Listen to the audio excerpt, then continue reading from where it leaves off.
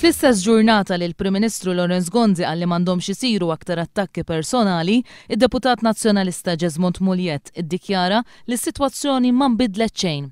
Għalli huwa ovvju li l-Prim Ministru tilef il-kontroll tan-nies li qed jużaw l-internet b'mod sistematiku u koordinat biex jattakkaw lill-esponenti nazzjonalisti li jesprimu opinjonijiet differenti minn dawk ta' Laurence Gonzi.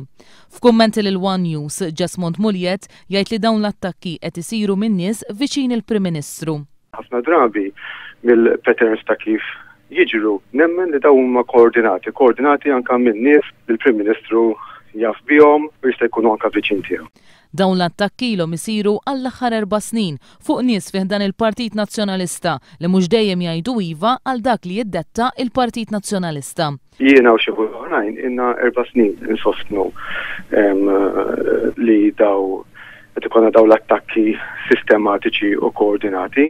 Mulliet huwa t-tieni deputat nazzjonalista li ddikjara li dawn l-attakki huma orkestrati minn nies qrib Laurence Gonzi.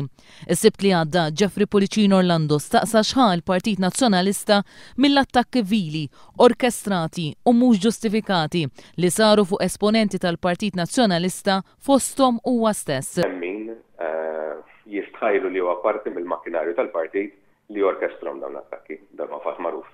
L-attakki, jgħid Jeffrey Policino Orlando, jammontaw għal persekuzzjoni. Azzjonijiet li jxerdu ħdura, gideb u ħmieġ fuq minn ma jgħid dejjem iva għal dak li jiddetta il-Partit Nazzjonalista.